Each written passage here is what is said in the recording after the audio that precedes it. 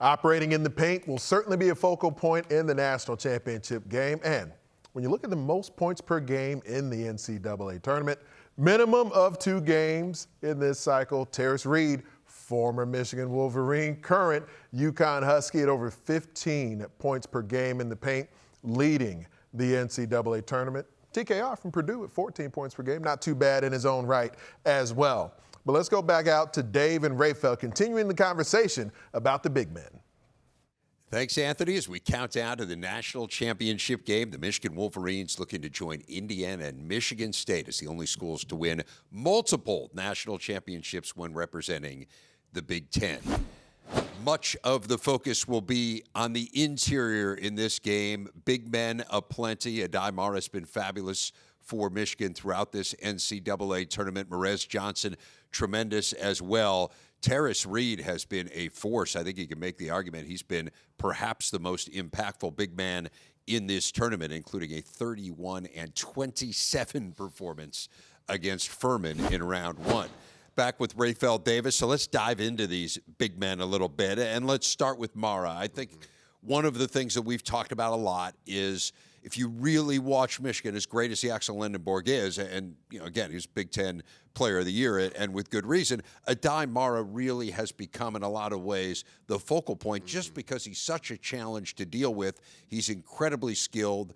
Nobody has his size. Certainly nobody on UConn has his size. So give us a sense of what you've seen from Mara and how he has developed into this force. Yeah, Yax was the star, but you look at Adai Mara, he's the engine of the team on both ends of the floor. I mean, you look at him, to me, Adai Mara is the most skilled player in college basketball. He can finish around the rim with both hands. He has that hook shot he can get to. We saw him make a jumper against Arizona and stretch the defense out, and then he can pass it. You put him at the top of the key as an initiator. He can find guys because you think about it, bigs aren't coming out to pressure Adai Mara on the perimeter. So he's going to be able to find lobs, find back cuts, and then defensively a load at the rim as a rim protector. He gives those guys the confidence to dig up into those perimeter guards, play stronger defense. And if you get beat, it's okay because you got Adai Mara behind you. I think Adai Mara is the focal piece for this Michigan squad. He's been everything he's needed to be. He is an eraser on the back end. He led the Big Ten in blocks. It's amazing to think he played 13 minutes a game. Unbelievable. Last year. And the way that they have kind of unlocked his brilliance, I think when you talk about great coaching, part of it is an accumulation of talent. I don't think there's any question about that. And you look at him and you know he's talented. Certainly he's unique physically, to say the least.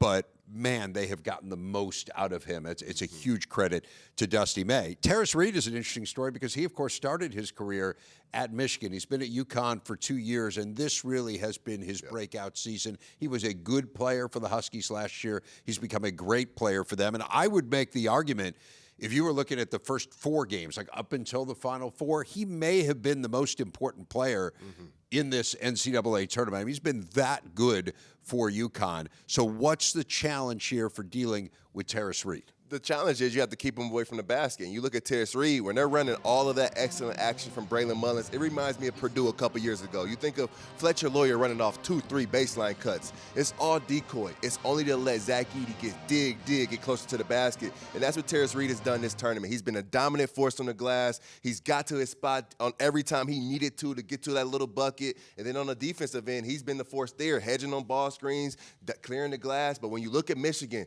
there's 3 bigs to deal with them. Adai Mara at the brim, he's going to be able to wall him up. And then Merez Johnson, you come over there and beat it up. And when that shot goes up, at times UConn's their best offense, get the ball off the glass. Let Terrace Reed come kill it on the offensive end. But that's not happening against Michigan. They clear the defensive glass as best as anybody in the country. It's going to be a tall task for him to go finish at the rim. I would agree. I mean, I think this is the challenge for UConn is they have a great big man. Terrace Reed is undeniably great. I mean, he leads this tournament in points per game in the paint. He leads this tournament in rebounds per game. Again, maybe that's somewhat distorted by getting 27 in one game.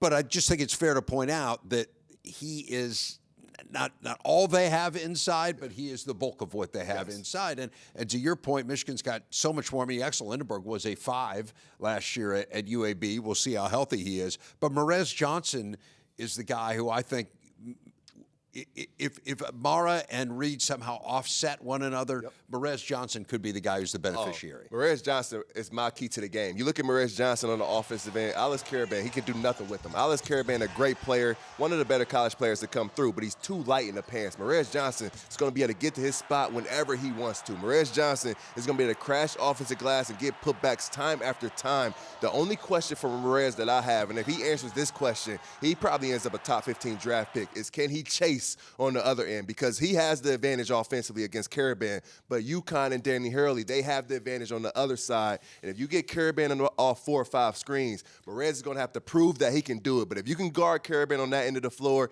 and you flip it off offensively, you go crash that glass, Merez Johnson, this could be his game to become a real solidifier in that top 15. The defensive end is the challenge facing UConn. All of that motion and action away from the ball, that'll be the challenge for Merez Johnson. Now, I think it's fair to point out, Michigan's been up to the challenge defensively this year, the most efficient defense in the country, Ant.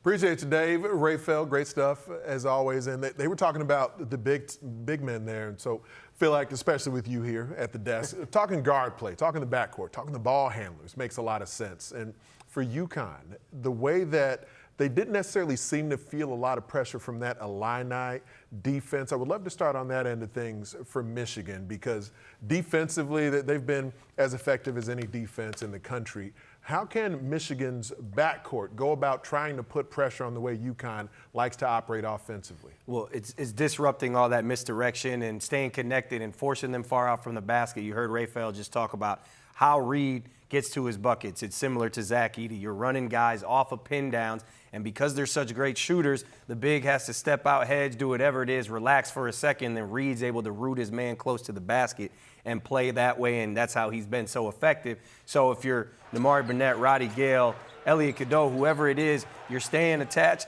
you're bumping, you're being physical off those screens, forcing them as far out from the basket as possible, and also allowing Mara, Merez Johnson, Yaxel, whoever it is that's guarding Reed, not to have to help, not to have to give up that advantage off the screens. And it's all connected now. They talked about Merez Johnson having to guard Caravan.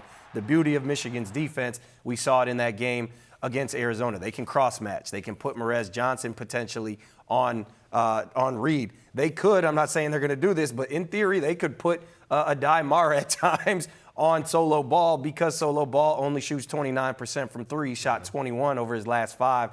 Although he went 3 for 7, of course, against the Illini. So maybe not, Mara, but if Yaxel's healthy, you can put him on Solo Ball, allow him to kind of be a help man if Reed gets it going. So Michigan's defense, versatility on defense is going to allow them to show different things at Reed in that UConn offense. And really fascinating, because not only Yaxel Lindeborg, but Solo Ball left their semifinal game banged up, and perhaps that's even a matchup just if they put, whether it's Yaxel or your point about Adai Mara, if Solo Ball isn't moving as well, maybe that's an opportunity to sort of not have Yaxel in chase mode quite as much if Ball isn't moving as well as we're accustomed to. Yeah, 100%. We've seen so many times throughout the season. Yaxel has guarded Nick Boyd. We saw the whole Big Ten championship. Who stuck Braden Smith? Yaxel the whole game. So that's literally what he does, and if Solo Ball isn't all the way right, that's obviously you never want to see anybody injured, but a plus for Yaxel, who's also a little bit banged up. But again, his ability, he's going to have to bend through some of those screens, and UConn is going to test his ability to move early on.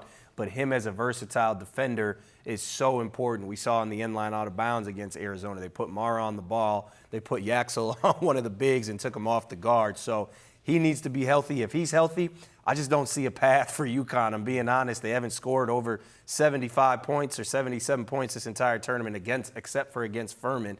I don't see how they can keep up with this Michigan offense the way that they defend. And again, Arizona was 42 points in the paint per game, or 42 points from 2 per game. We saw how that went for them.